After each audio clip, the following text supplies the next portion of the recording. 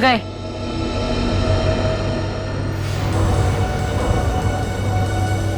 ये तो पहली बार हो रहा है। अरे ये तो बादल है। ये सफेद बादल का रंग तो एकदम बर्फ जैसा है। हाँ, लगता है बहुत जोरों की बारिश होने वाली है। अरे ये क्या जलन हो रही है। चलो चलो चलो।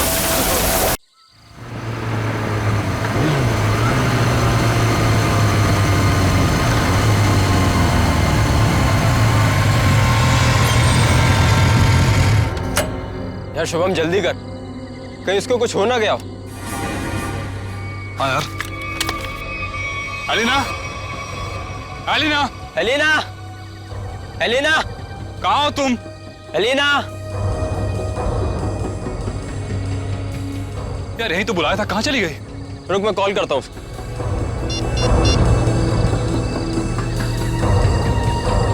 एलिना, क्या हुआ? लग नहीं रहा यार। अरे यार, यार ये मौसम कैसे खराब हो रहा है? ये धुंध सी कैसी हो रही है? अरे इतनी सफेद धुंध तो मैं पहली बार देख रहा हूँ। हाँ यार। अरे ये देख, ये धुंध तो बादल बन गई। ओह माय गॉड, ये क्या हो रहा है? इंसान प्रकृति के साथ खिलवाड़ करता है ना, पेड़ काटता है, इसलिए हो रहा है ये सब। इससे पहले कि मौसम और खराब हो जाए, एलिना को लेकर निकलते हैं। हाँ। Elina, Elina, Elina. पानी? लग रहा है बारिश होने वाली है। शुभम, शुभम मेरा गाल जल रहा है। ऐसा लग रहा है किसी ने जलते ही माचिस की तीली लगा दी है। दिखा जरा, दिखा। तेरा गाल तो बिल्कुल काला हो गया, जैसा किसी कीड़े ने काट लिया। दिखा। मेरा भी जल रहा है।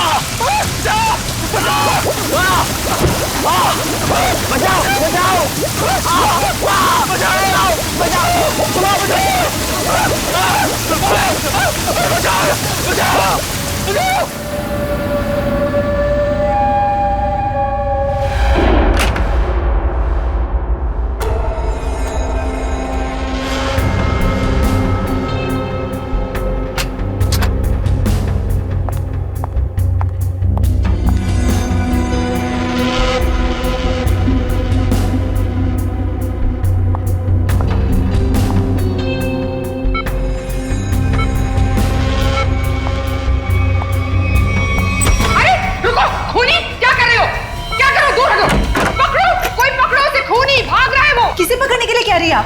अरे वो भाग जाएगा, जल्दी वो भाग जाएगा। काले कपड़े पहने, पकड़ो उसे, भागो। हेलो सिक्योरिटी, बाहर कोई काले कपड़े में भागा है, पकड़ो उसे अभी जल्दी। अरे कैसा अस्पताल है, कैसी सिक्योरिटी है? अगर मैं वक्त पे नहीं आती तो वो शुभम का क्या होता? मैम आप हैं कौन? हम कब से इसके रिश्तेदार को ढूंढने की कोशिश कर रहे हैं, लेकिन कोई कांटेक्ट में अब तक तो आया नहीं। मेरा नाम रजनी है, शुभम मेरा बेटा है। मैं अभी अमेरिका से आई हूँ इसे अपने साथ ले जाने के लिए। हाँ बोलो। सर वो काले कपड़ों वाला आदमी यहाँ से भाग गया। आ गया? पर तुम काम पे किस लिए हो? सर हम उसके पीछे दौड़े। जो बैठो तुम। भाग गया? कैसी सिक्योरिटी है इस हॉस्पिटल की? मैं अपने बेटे को ऐसे सिक्योरिटी वाले अस्पताल में बिल्कुल नहीं रहने दूंगी। मैं इसको यहाँ से ले जाऊंगी। देखिए मैम, अब जो हो गया उसके लिए हम माफी चाहते हैं, पर आप इन्हें इस हालात में यहाँ से नहीं ले जा सकती। मैं क्या कर सकती हूँ और क्या नहीं, ये आप मुझे नहीं बताएंगे। और हाँ, अगर आप उस आदमी को नहीं पकड़ते हैं तो मैं पुलिस में आपके अस्पताल के खिलाफ रिपोर्ट लिखाऊंगी। चलो, ये औरत है या मुसीबत, बाहर चल के देखते हैं।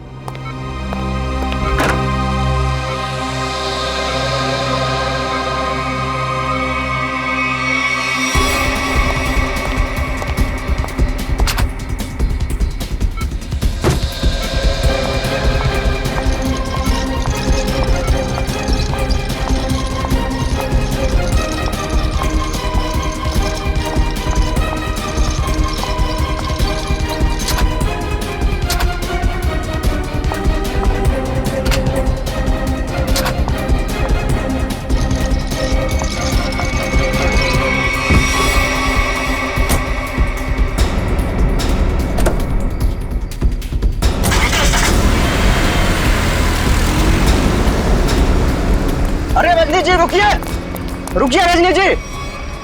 अजीब औरत है। हमें पुलिस को इन्फॉर्म करना चाहिए। नहीं, कहीं हम ना मुसीबत में पड़ जाएं। लेकिन सर, अगर कल को कोई पूछताछ हुई तो हम क्या जवाब देंगे? कोई पूछेगा तो बता देंगे उसे उसकी माँ ले गई अपने साथ में।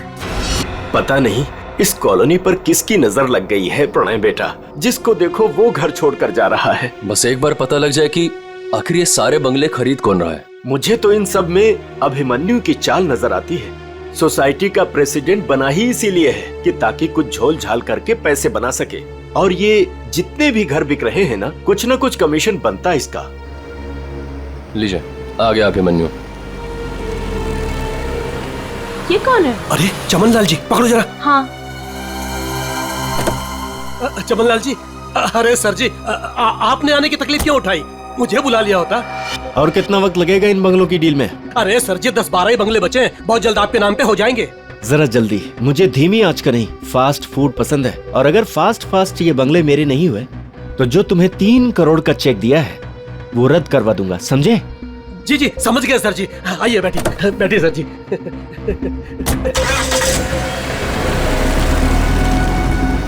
अरे चलो जल्दी। कौन था ये अभिमन्यु? क्या खिचड़ी पक रही है अभिमन्यु? ये बिल्डर चमन लाल है ना? अरे चमन लाल हो या छगन लाल, आप लोगों को क्या लेना देना है? बताओ, क्या छिपा रहा हूँ उनसे? अरे मैं कुछ नहीं छुपा रहा हूँ। और हाँ, ये बिल्डर चमन लाल जी है जो इस कॉलोनी के घर खरीद रहे हैं। और हाँ, जो भी घर बेच रहा है ना अपनी मर्जी से बेच रहा है, किसी पर कोई दबाव नहीं है। और अगर आप लोगों को यकीन नहीं है तो आज रात की डिनर पार्टी पे आ जाइएगा जो मैंने नए घर खरीदने वालों के लिए रखी है। आप लोग भी इनवाइटेड हैं पूरे परिवार के साथ। चलता हूँ अब, चलो। अरे चलो अब। समझ में आया? आज रात दूध का दूध और पानी का पानी हो जाएगा। चलो आओ।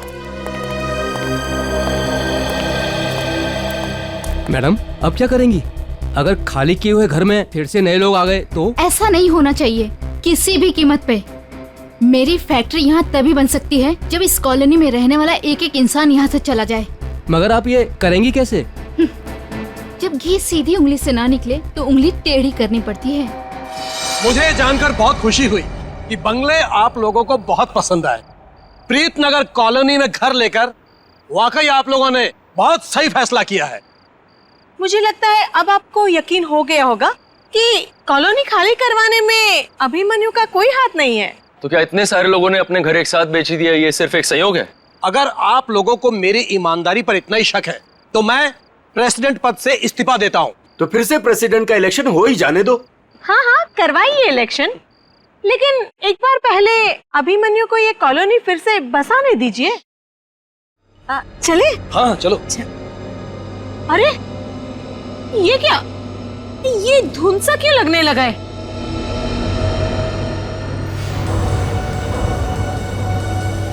ये तो पहली बार हो रहा है। अरे ये तो बादल है।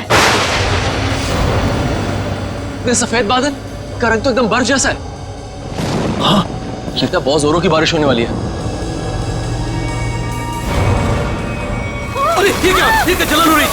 चलो।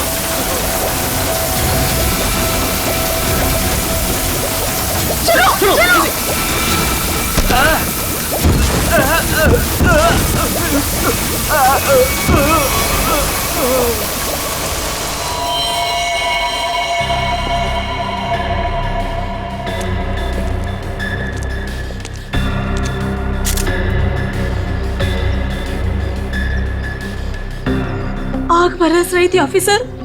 कभी सपने में भी नहीं सोचा था कि जिंदगी में ऐसा नजारा भी देखने मिलेगा। बादल फटा, अंगारे बरसे। मतलब बारिश की बूंदे आग की चिंगारी जैसी थी। उससे भी ज्यादा खतरनाक सर, मुझे तो लग रहा था कि वो बूंदे मेरी हड्डियां गला देंगी। सर, मुझे तो हर वक्त डर लगा रहता है कि कहीं अग्नि वर्षा फिर से न शुरू हो जाए।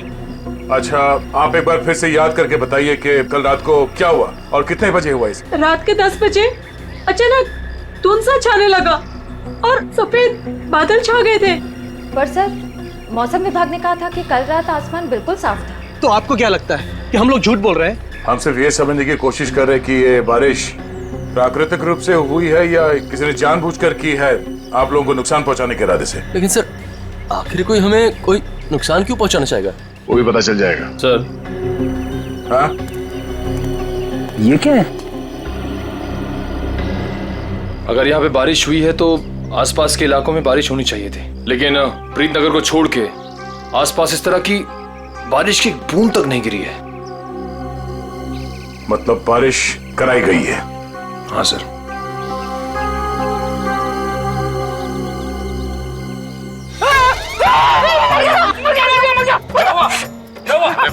तुम मेडिकल चुपचाप खड़े नहीं रह सकते? किसने कहा था उंगली डालने के लिए? ये तेजाब? एक मिनट, तेजाब की बारिश? बस बस। इतना भयानक जुर्म कौन कर सकता है और क्यों? जल्दी करिए, फास्ट। चल गया। मुझे बहुत दर्द हो रही है, डॉक्टर को बोलो ना। माय गॉड, ये लोग भी ठीक वैसे ही जले हैं जैसे वो लड़का शुभम जला था। ऐसा लग रहा है मानो किसी ने सिगरेट से जलाया हो या फिर गरम गरम तेल के छींटे मारे हो। अब पानी सर से ऊपर जा चुका है। निशा, लगता है हमें पुलिस को सब कुछ बता देना चाहिए। आखिर इतने लोगों का सवाल है, पुलिस या सीआईडी को इन्फॉर्म करना ही चाहिए।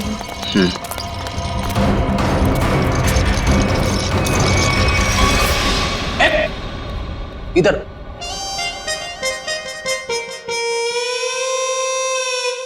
सर एक बात बताइए ना प्लीज, ये हम लोग ब्यूरो के अंदर ये छाता, टोपी, रेनकोट ये सब पहन के क्यों बैठे?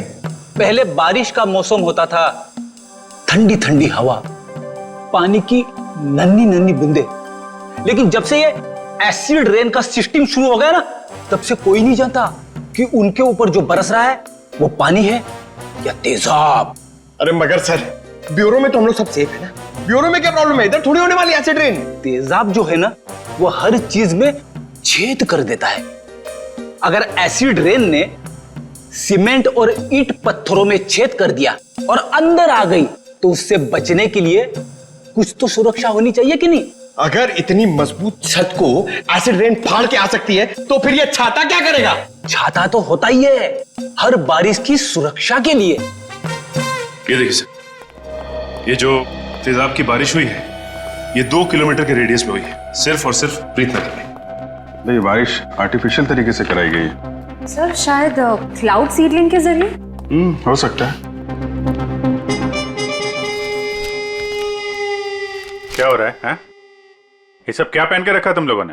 ये फ्रेडी से डर रहे हैं सर, एसिड रेन से डर रहे हैं। अच्छा सर, जिसने भी ये एसिड रेन करवाया है हो सकता है इसकी किसी से दुश्मनी हो कॉलोनी में। ऐसा होना मुश्किल है। किसी एक आदमी से दुश्मनी निकालने के लिए कोई इस हद तक नहीं जाएगा। ऐसा लगता है ये हमला पूरी कॉलोनी वालों के लिए था। हाँ सर, तभी मुजरिम ने एसिड रेन उसी वक्त करवाया जब सब लोग अपने घरों से बाहर थे डिनर पार्टी के लिए। सर ये मिस दामिनी कुमार है मौसम विभाग से। आप तो वही है ना जिनके जरिए टीवी पर देखकर सबको पता चलता है कि बारिश का होने वाली है और प्यार की धूप कहाँ खिलने वाली है? जी, मगर फिलहाल तो बारिश होने का कोई असर नहीं है। Thank you.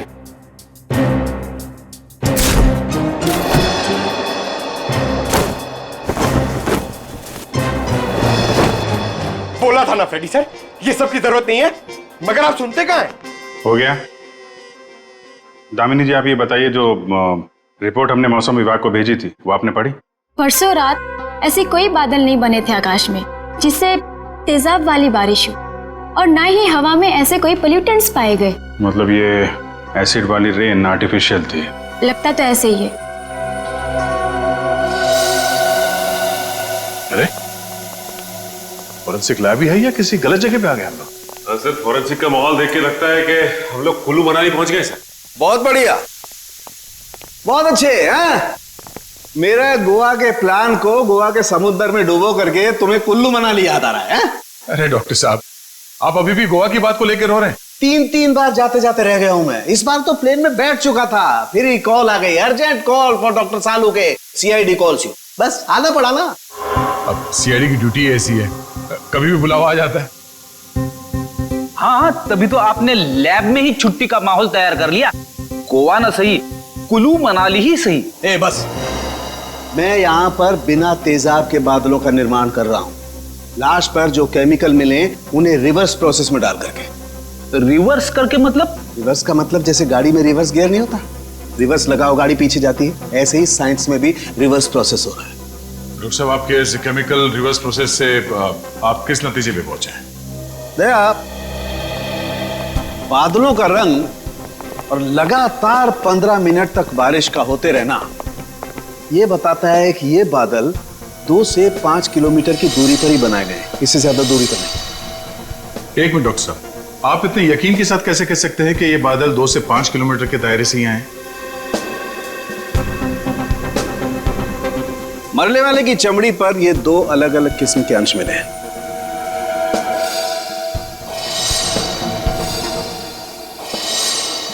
और ये दोनों अंश उस तेजाब के हैं, और तेजाब के तरल और गैस फॉर्म की कैलकुलेशन से मैं इस नतीजे पर पहुंचा हूं कि ये बादल 5 किलोमीटर के दायरे में ही बनाया गया। लेकिन डॉक्टर साहब, एक बात समझ में नहीं आ रही कि इन बनावटी बादलों से, नकली बादलों से बारिश कैसे करवाई गई? एक किस्म के केमिकल से जो ट्रिगर का काम करता है। और सबसे दिलचस्प बात यह है कि पहले कुछ भी नजर नहीं आता है, ना कोई केमिकल ना कोई गैस, और फिर अचानक बड़े बड़े बादल नजर आते हैं। और जब ये बादल हवा में मौजूद ऑक्सीजन से कांटेक्ट करते हैं तो तेज बारिश होती है, मूसलाधार बारिश। और डॉक्टर साहब, जो केमिकल इस्तेमाल हुआ है इस जुर्म में, वो किस तरह का है?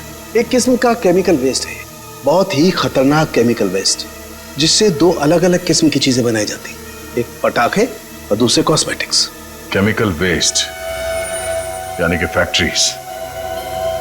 पता करना होगा कि प्रीतनगर के आसपास 5 किलोमीटर के दायरे में कौन कौन से केमिकल फैक्ट्रीज हैं।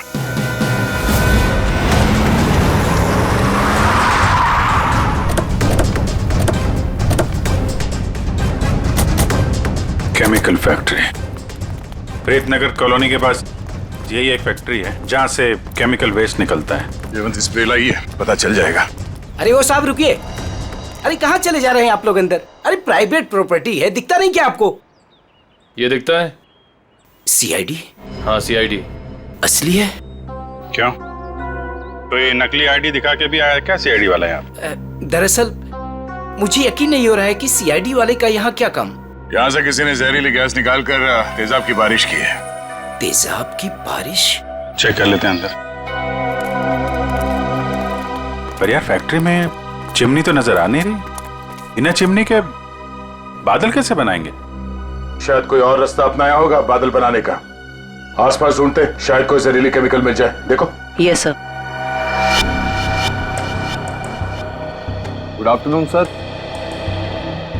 मैं विकास, इस फैक्ट्री का पुराना मैनेजर। आप लोग क्या ढूंढ रहे हैं?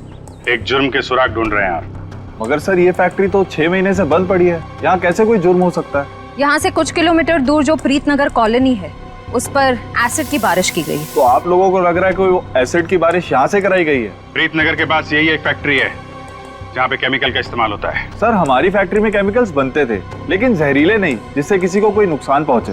5 मिनट में पता चल जाएगा कि इस फैक्ट्री में जहरीले केमिकल थे या नहीं।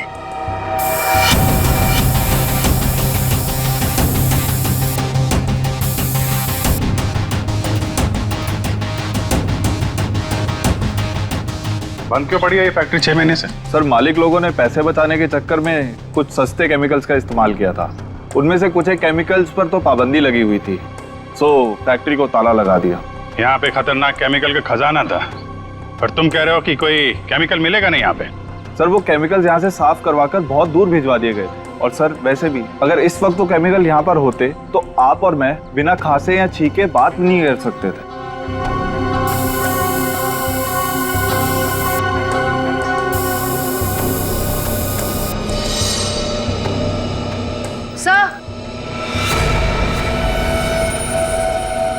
सर यहाँ कुछ केमिकल्स के ट्रेसेस मिले हैं। यहाँ भले वो एसिड के बादल यहाँ से ना बनाए गए हों, पर केमिकल यहीं से सप्लाई हुआ है। तो मिस्टर विकास, अब क्या कहना है आपको? कहीं प्रीतनगर हटा के आप ये फैक्ट्री दोबारा शुरू करना तो नहीं चाहते हैं? सर मुझे इस बारे में कुछ नहीं पता, सच्ची नहीं पता। नहीं सर, सच्ची। क्या नाम है आपका?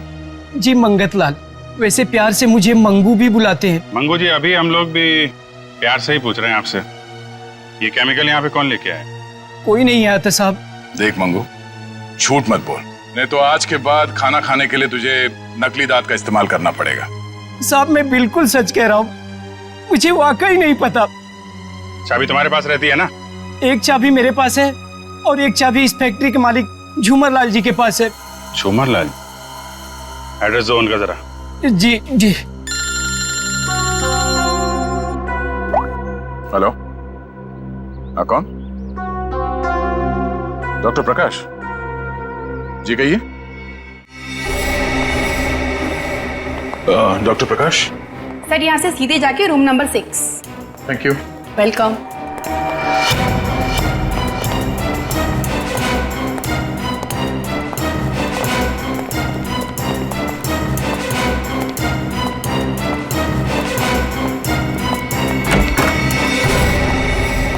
डॉक्टर प्रकाश। दया सर? हाँ इंस्पेक्टर दया सीआईडी से। थैंक गॉड सर आप आ गए, मैं आपका ही इंतजार कर रहा था। आप फोन पे कुछ बता रहे थे कि प्रीतनगर कॉलोनी में जो लोग घायल हुए उनके बारे में आपको जानते हैं? सर मैं बहुत शर्मिंदा हूँ, हमें तो बहुत पहले आपके पास आना चाहिए था। साफ साफ बताइए बात क्या है? सर दरअसल उन लोगों को जो जख्म हुए हैं वो जख्म मैंने पहले भी एक इंसान के शरीर पे देखे। हाँ सर, और हम लोग उसका इलाज भी कर चुके हैं। कौन है वो? सर वो शुभम नाम का एक लड़का था, यही कोई 26-27 साल का होगा। और इतनी बड़ी बात आपने हमसे छिपा के रखी?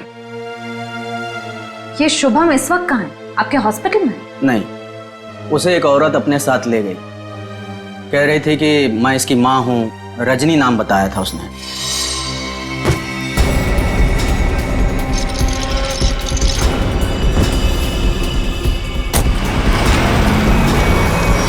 बिना पेपर वर्क के एक औरत यहाँ से उसे जबरदस्ती ले गई और आप लोगों ने ये बात पुलिस में बताना जरूरी नहीं समझा? सर मैं डर गया था, मेरी नौकरी भी चली जाती और अस्पताल का नाम भी बदनाम हो जाता। एक डॉक्टर होकर ऐसे गैर जिम्मेदाराना रवैया, शर्म आनी चाहिए आपको। अच्छा इस रजनी और ये शुभम, इनकी कोई फोटो है आपके पास? हाँ सर वो सीसीटीवी कैमरे में है। निशा सर को निकाल के दे दो फोटो। जी अभी लाई।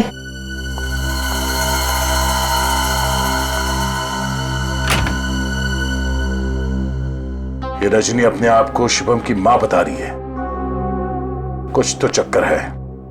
सर कहीं ये एसिड वाली बारिश इस रजनी ने तो नहीं करवाई? कुछ कह नहीं सकते, हो भी सकता है और नहीं भी हो सकता है। ये जो दो हादसे हुए हैं जिसमें शुभम घायल हुआ है और ये प्रीतनगर वाला हादसा, मुझे लगता है ये दोनों कहीं ना कहीं कनेक्टेड है। अच्छा ये शुभम को हॉस्पिटल में कौन लेके आया था? सर मनन नाम का आदमी लाया था उसे। इस मनन से पूछते हैं कि ये शुभम उसे कहां कब और कैसे मिला। हाँ सर, मनन हमारे साथ ही है। Okay sir. बस सर, यही गाड़ी रोक दीजिए।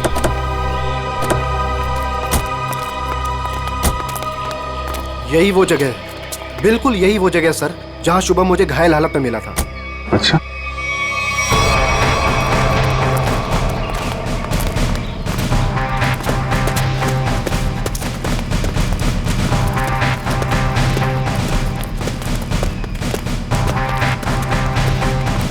कहाँ पे? इधर? जी सर, जी सर, यहीं से भागते देखा था मैंने उसे। एक सर्र सी आवाज हुई थी, धाए जैसी।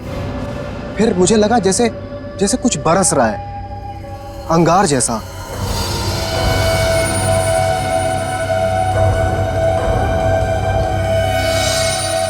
लेकिन फिर उसके बाद सब गायब हो गया था और शुभम मुझे उसी हालत में गिरा हुआ मिला सर। इतना तो तय है कि तेजाब की अच्छी खासी बारिश हुई है यहाँ पे। आसपास देखो, कुछ मिलता है क्या?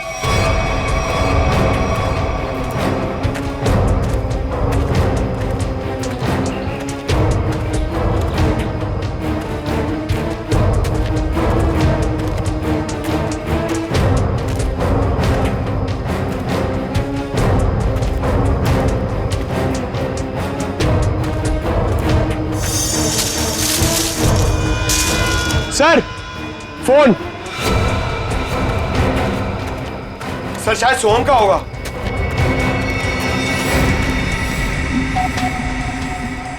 टूटा हुआ है? ऑन होता है क्या? नहीं सर, बैटरी गई शायद। ओह ठीक है, रख लो, ऑन होगा तो काफी कुछ काम आएगा।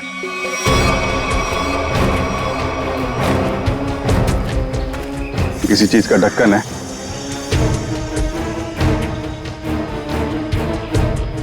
गैप में तो कुछ लगा हुआ है, जरा वो स्प्रे लेके आओ। Yes sir. लगता है फिर से तेजाब का खतरा है। इस बार तो मैं दूर खड़ा रहूंगा।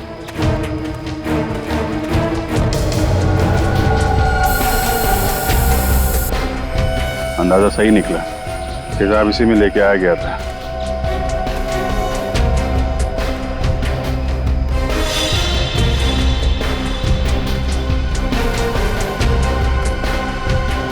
सर। हाँ सर। ये देखिए सर, यहाँ पे कुछ दबा के रखा गया है। पंकज जरा हटाओ इसे।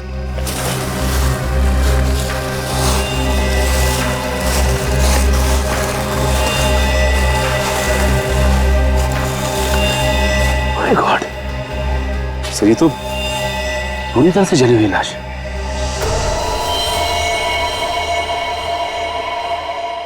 मनन, तब वो शुभम के साथ तुमने किसी और को भी देखा था क्या?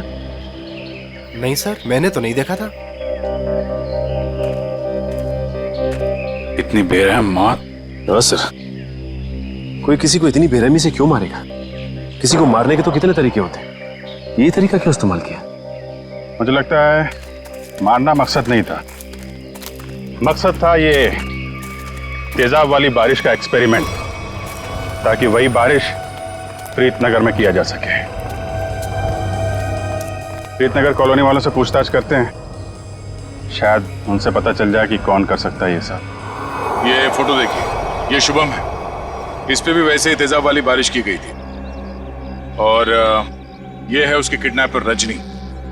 इन दोनों को पहले कभी यहाँ पे देखा है आप लोगों ने? नहीं ऑफिसर। लेकिन इस रजनी की हमसे ऐसी क्या दुश्मनी है जिसने हमारे साथ ऐसा किया? मैंने कब कहा कि रजनी ने सब किया है? वैसे भी किसी के साथ दुश्मनी हो तो 2-4 लोगों के साथ हो सकती है, पूरे कॉलोनी वालों के साथ नहीं। ये हमला किसी मकसद से किया गया है, शायद इस कॉलोनी को खाली कराने के मकसद से। अच्छा, ऐसा कोई इंसान है जो ये चाहता है कि आप लोग अपना घर खाली करके कहीं और चले जाएं? एक ऐसी इंसान है जो हमें यहाँ से निकालने के लिए किसी भी हद तक जा सकती है, और वो है साशा। साशा? सर ये बिल्कुल सच कह रही है। ये है साशा और ये साशा के लैब असिस्टेंट। सर दोनों ने घर में ही कॉस्मेटिक्स की लैब खोल रखी और इनकी लैब में मुझे उन्हीं केमिकल्स के वेस्ट मिले हैं जो एसिड की बारिश करवाने के लिए यूज किए गए। तुम हमारे साथ ब्यूरो चलो। तो साशा जी बताइए, तेजाब वाली बारिश क्यों करवाई आपने? सर मैं आपसे बार बार कह चुकी हूँ, मैंने कोई बारिश नहीं करवाई है। आपके खिलाफ आपके मोहल्ले वालों ने FIR दर्ज करवाई है, मालूम है आपको? हाँ सर, मैं मानती हूँ कि मैंने मोहल्ले वालों को धमकाया था घर खाली करने के लिए, क्योंकि सर वो मेरा बिजनेस बंद करवाना चाहते थे। लेकिन मैंने कोई तेजाब वाली बारिश नहीं करवाई सर। तो वो केमिकल्स आपके घर में क्या कर रहे थे? मुझे कुछ नहीं पता। देखो, ये बार बार नहीं पता बोलने से काम नहीं चलेगा। सर आप मुझे इसके साथ कुछ देर के लिए अकेला छोड़ दीजिए। 10 मिनट में तोते की तरह सब सच बोलेगी। हाँ शांत जयवंती मैडम, बेकसूर को इस तरीके से डराया धमकाया नहीं जाता भाई। शांत। सर ये सब किया धरा इसी का है, ये नाटक कर रही है। ये कोई नाटक नहीं कर रही, क्योंकि जो केमिकल्स आपको इनके घर से मिले हैं उनसे तेजाब की बारिश नहीं हो सकती है। क्या? आपको पूरा यकीन है? इधर आओ। तुम ना ये रिपोर्ट पढ़ लो। इस रिपोर्ट में साफ साफ लिखा हुआ है कि बारिश तो दूर, इन केमिकल से भाप तक नहीं बन सकती है। पता है ये रिपोर्ट किसने लिखी है? किसने? राधिका जी ने। हाँ तो फिर पढ़ने की क्या जरूरत है, ठीक ही लिखी होगी। मतलब सालू के साथ मैं बेवजह खुश हो रहा था कि केस खत्म और पैसा हजम, अब तो नए सिरे से खूनी को ढूंढना पड़ेगा। शायद वो नया सिरा इतना दूर नहीं है फ्रेडी। इतना तो तय है कि उस केमिकल से तेजाब की बारिश नहीं हो सकती, और वो केमिकल मिला है साशा जी आपके घर पे। आपको कुछ याद आ रहा है, कोई ऐसा आदमी आया हो हाल फिलहाल में जो ऐसा केमिकल आपके यहाँ रख सकता हो? अरे हाँ सर, मेरे तो दिमाग से ही निकल गया था। सर जो कार्टन्स आपको अभी मिले हैं वो कुछ दिन पहले डिलीवरी बॉयज रख के गए थे। और ये कौन थे डिलीवरी बॉय? पता नहीं सर, पहले तो मुझे लगा कि मेरे सप्लायर ने उनको भेजा है रॉ मटेरियल के साथ, लेकिन बाद में जब माल कुछ गलत लगा मुझे तो फिर मैंने अपने सप्लायर से इस बारे में शिकायत भी की थी। फिर सप्लायर ने मुझे बताया कि उसने कोई डिलीवरी बॉयज को नहीं भेजा है। सर इतने सारे कर्टन्स के साथ मैं इन्हें कहाँ फेंकती, तो इसलिए मैंने इन्हें यहीं पड़े रहने दिया। और ये बात तुमने अब तक नहीं बताई? सर आप सीआईडी वालों से मैं इतना डर गई थी, इतना टेंशन में आ गई थी कि मैं सब कुछ भूल गई। अच्छा, वो कितने कितने डिलीवरी बॉयज थे? सर 2 थे। उनके चेहरे याद हैं आपको?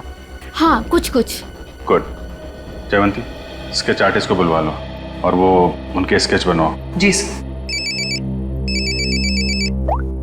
हाँ देव, शुभम का एड्रेस मिल गया? ठीक है, तो फिर देख लो वहां पे क्या पता चलता है।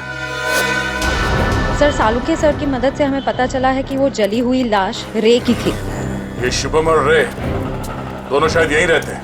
हाँ सर, एड्रेस यहीं का मिला है। सर ये घर किसी मारिया नाम की औरत का है।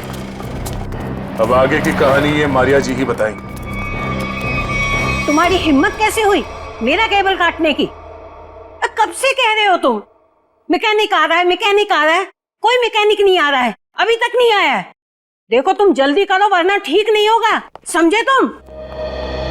तुमने 4 लोगों को क्यों भेज दिया और एक लड़की भी उनके साथ में? देखिए मैडम, आपको कुछ गलतफहमी हो रही है। हम लोग सीआईडी से। सीआईडी से?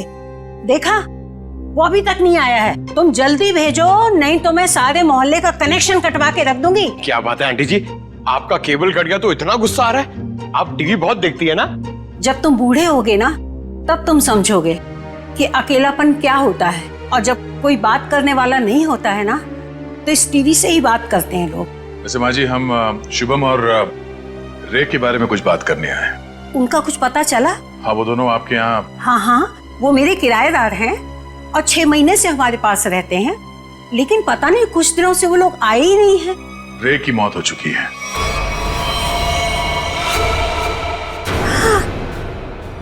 क्या? कैसे? कुब्जा हिल्स में एक अजीबोगरीब हादसा हुआ जिसमें रे तेजाब का शिकार बन गया। हे भगवान! और शुभम, वो कैसा है? मैम अभी तक शुभम का कुछ पता नहीं चल पाया है। आप फिक्र मत कीजिए, हम उसे जल्द ही ढूंढ निकालेंगे। माँ जी, इन दोनों का किसी के साथ कोई दुश्मनी, कोई कहा सुनी हुई थी? नहीं, वो तो बहुत अच्छे बच्चे थे, केमिकल इंजीनियर थे। और आखिरी बार आपने कब देखा था इनको? 13 तारीख को। लेकिन हैरानी की बात तो ये है कि जब से ये दोनों बच्चे गए हैं तब से मेरे 2 किराएदार और गायब हो गए हैं। दूसरे किराएदार? हाँ, वो रे और शुभम के सीनियर्स थे। मुझे लगा चारों कहीं पिकनिक मनाने गए होंगे, इसलिए मैंने उनको ढूंढने की भी कोशिश नहीं की। अच्छा, इन्हें स्केच दिखाओ। इनमें से किसी को पहचान दिया? हाँ, ये 2 तो सीनियर्स हैं, लेकिन इसको मैं पहचानती नहीं। ओह, इसका मतलब है शुभम और रे के साथ जो कुछ भी हुआ उसमें इनके बॉसेस का भी हाथ है। माँ जी, शुभम और रे के ऑफिस का एड्रेस देंगे जरा?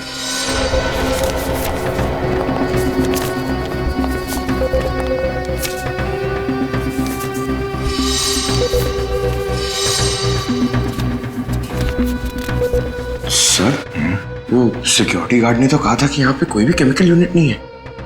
वो मारिया जी ने कहीं गलत एड्रेस तो नहीं दे दिया? पता चल जाएगा।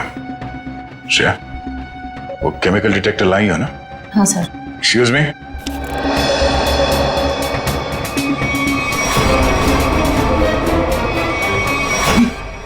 ये तो वही लोग हैं। क्या बात है साहब, कोई कुरियर भिजवाना था? हाँ, कुछ मुजरिमों को कुरियर करके जेल भिजवाना था। सर मुजरिम? सर हमें कुछ समझ नहीं आ रहा है। समझ नहीं आया? यहाँ पर पहले केमिकल यूनिट हुआ करता था? नहीं साहब, यहाँ तो पहले से ही कुरियर कंपनी है। अच्छा, चेक करो। सर इसमें चेक करने वाली कौन सी बात है? सर ये कोई टूरिस्ट स्पॉट तो है नहीं। चेक? क्या चेक? हमारे काम में टांग अड़ाएगा तो तुम्हारे चेहरे का ये नक्शा टूरिस्ट स्पॉट जैसे बना दूंगा, समझा?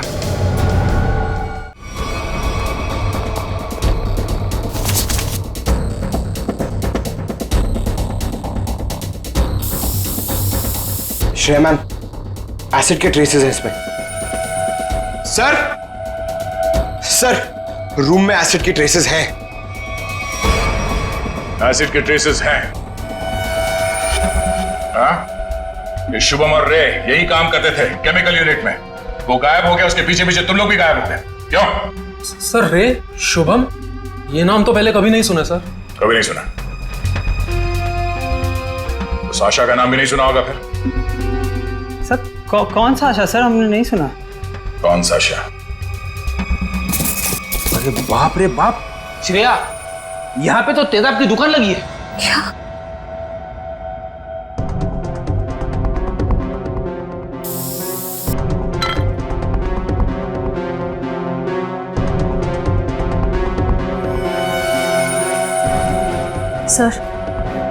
सर वो प्रीत नगर कॉलोनी वाला एसिड मिल गया। दया सर को बताते। सर अंदर वही तेजाब मिला है जो प्रीत नगर कॉलोनी पे बरसाया गया था। तुम लोग इस एसिड का आखिरी लॉट कहीं कुरियर कर रहे थे? लगता है यहाँ की पूरी सफाई होने से पहले हम लोग यहाँ पे आ गए। चलो कोई बात नहीं, इन चारों को खड़ा करते हैं और एसिड रेन इनके ऊपर बरसाते हैं। वो भी बिना छतरी के सर। नहीं चलो माफ कर दीजिए सर, माफ कर दीजिए सर, नहीं करेंगे। साहब हमने तो बस वही किया जो हमसे कहा गया। किसके कहने पे किया तुम लोगों ने सर? रजनी जी के कहने पे किया सर सब कुछ। रजनी? वो नकली माँ? शुभम? सर वो तो उनका इलाज करवा रही हैं सर। ऐसा क्या लगाव है कि उसका इलाज हो रहा है? साहब वो तो रजनी जी जानती होंगे। कहाँ है तुम्हारी ये रजनी जी? सर हमें कुछ नहीं पता सर, ना उनका एड्रेस ना फोन नंबर। सर वो खुद ही कांटेक्ट करती थी जब भी हमारी जरूरत पड़ती। सर हमें कुछ नहीं पता साहब। शुभम का इलाज किसी क्लिनिक या हॉस्पिटल में चल रहा होगा। आसपास के सभी हॉस्पिटल में पता करते हैं। डॉक्टर साहब एक बार फिर से ये फोटो देख लीजिए, कोई गलतफहमी तो नहीं हो रही है ना? नहीं सर, कोई गलतफहमी नहीं हो रही। यही लड़का था और इसके पूरे शरीर पे तेजाब वाले जख्म भी थे। और औरत भी यही थी? 100%। पर सर ना जाने क्यों इसको यहाँ एडमिट कराने नहीं जा रही थी। जो इलाज हॉस्पिटल में हो सकता है वो घर पे नहीं हो सकता ना। वाह डॉक्टर साहब वाह, लाख पते की बात कही है आपने। डॉक्टर साहब आप कब जा रहे हैं इनके घर पे इलाज के लिए? मैं नहीं जाने वाला हूँ, आज ये लोग यहाँ हॉस्पिटल में आने वाले हैं। तो चलो उनके स्वागत की तैयारियां करते हैं। Thank you.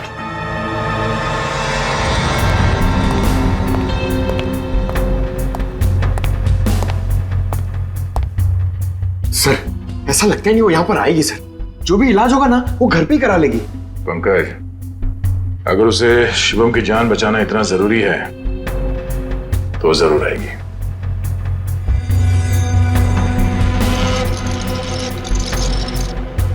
सर लगता है खिचड़ी पक गई।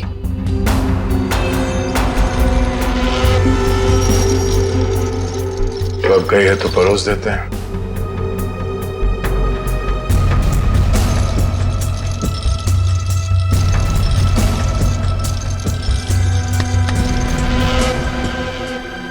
जी आप डॉक्टर साहब से मिलने जा रही हैं रजनी जी? आपको मेरा नाम कैसे पता? सीआईडी को सब पता है। सीआईडी? हाँ सीआईडी। शुभम की जान बचाना इतना जरूरी था आपके लिए तो रातों रात इसे अस्पताल से निकलवाया क्यों?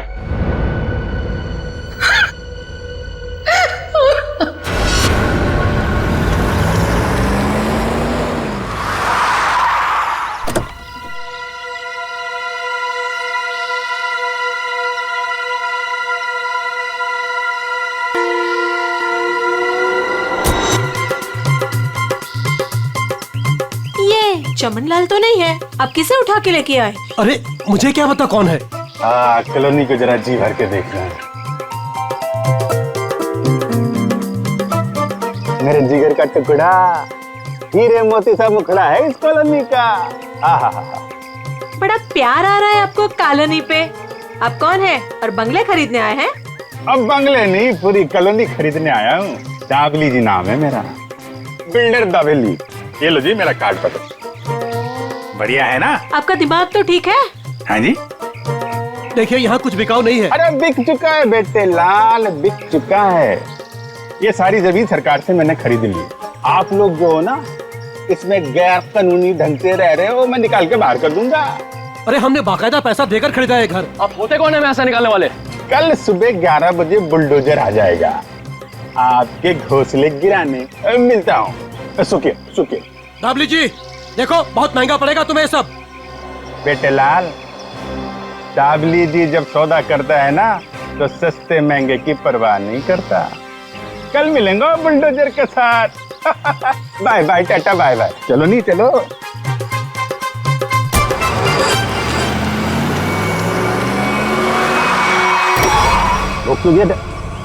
अरे कौन लोग है ये नमूना? आटो नहीं। अरे तुम्हारे को सुन नहीं रहा क्या? अरे क्या छोकरा लोग, ये क्या फुटबॉल का मैदान है क्या? इधर गिल्ली डंडा खेल रहा है। अरे बाप रे। गन निकालता है, डाकू है तुम? अरे बाप रे, अरे गाड़ी निकालो नहीं। अरे साईं, अरे किधर जा रहा है? अरे मैं तेरा 1 महीने का तनख्वाह कर देगा। अरे छोड़ के मत जाओ नहीं। ए बिल्डर, बहुत शौक है ना तुझे यहाँ पे नई कॉलोनी बनाने का? चल अभी मैं तुझे अपनी कॉलोनी घुमाता हूँ। देखो देखो, मैं भी बहुत खतरनाक आदमी है। तुम एसीपी प्रद्युमन का नाम सुना है? दया का नाम सुना है? अभिजीत का नाम सुना है? हाँ मालूम है, ये सीआईडी वाले हैं। तो क्या हुआ? ओ पर्सनल जान पहचान है उनसे मिला। हम तुम लोग को अंडर करवा देगा, समझा तुम? और डाबली बाबू, ये सीआईडी वालों की धमकी किसी और को देना। फिलहाल तुम चलो हमारे साथ, लॉन्ग ड्राइव पे चलते हैं। हाँ लॉन्ग ड्राइव पे चलो। अरे देखो, अरे देखो, चलो इसे अंदर। अरे देखो, अरे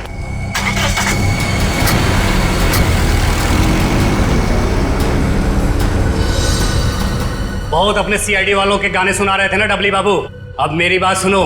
जैसे इस सीआईडी वाले तुम्हें बचाने के लिए आएंगे, फिर छम छम छम छम छम छम छम जब जोर की बारिश होगी, पानी की नहीं तेजाब की बारिश होगी, तेजाब की।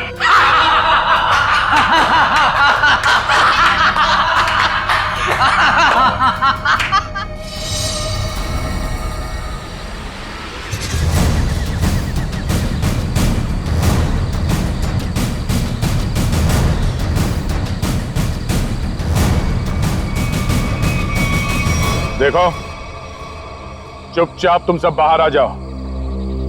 हम जानते हैं दाबली तुम्हारे साथ है।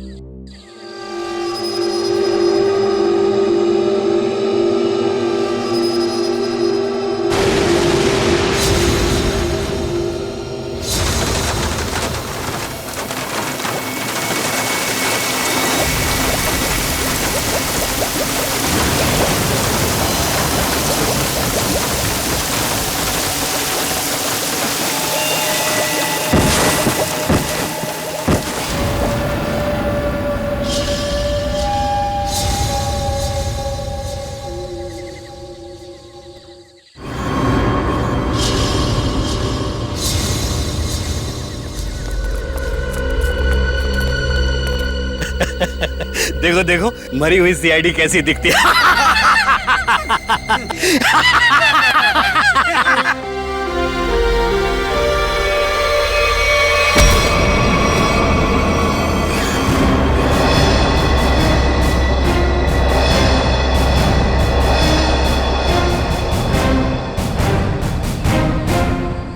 सीआईडी को मारने चले थे, हाँ?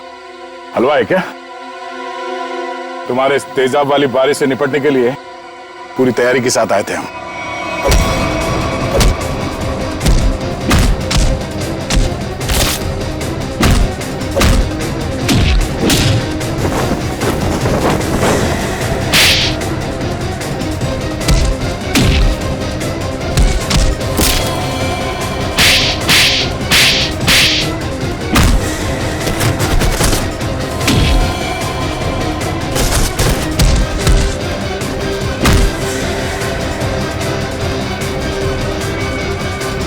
रुक जाओ।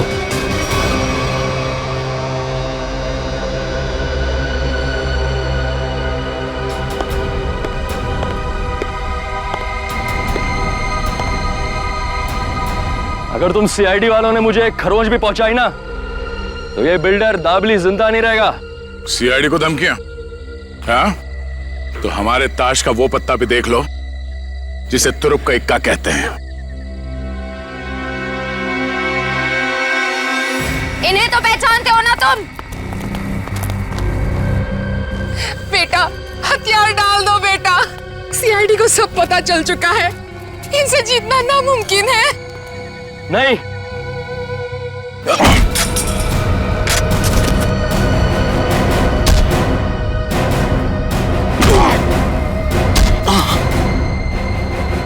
जरा अपना चांद सा मुखड़ा तो दिखा दे।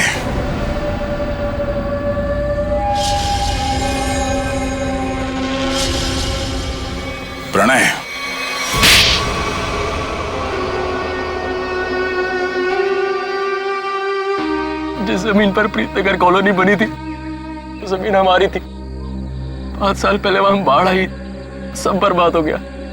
माँ और मेरे अलावा हमारा सारा परिवार चल बसा। सरकार को लगा कि उस बाढ़ में हमारी भी मौत हो गई। उन्होंने वो जमीन एक बिल्डर को बेच दी, उसने वहां पे कॉलोनी बना डाली। जब वापस आए देख के दंग रह गए कि हमारी जमीन पर लोगों के घर बस चुके थे। हमने कानून का दरवाजा खटखटाया, बहुत मदद मांगी। कानून का तो बस यही कहना था कि जो लोग रह रहे हैं उनको नहीं निकाला जा सकता। तो तुमने गैर कानूनी तरीका अपनाया, तेजाब की बारिश करवाई ताकि लोग अपना घर खाली करके भाग जाएं। वो तरकीब शुभम ने निकाली थी, वो मेरा भतीजा है। लेकिन प्रणव तो उसको भी मारना चाहता था, मेरा दिल नहीं माना, मैंने उसको बचा लिया। इसीलिए तो हुआ ये सब। तुम्हारे दिल में बेकार की ममता ना जाग उठती ना, शायद आज अब पकड़े न जाते। इस गलतफहमी में नहीं रहना, पकड़े तो तुम तब भी जाते हैं। माना कि तुम लोगों के साथ जो कुछ भी हुआ वो बेहद दुर्भाग्यपूर्ण है, मगर ऐसे गलत रास्ते पे चल के आज तक किसी को इंसाफ नहीं मिला। अपना घर वापस पाने के लिए न जाने कितने लोगों को मौत के घाट उतार दिया तुमने। इसकी एक ही सजा है, फांसी।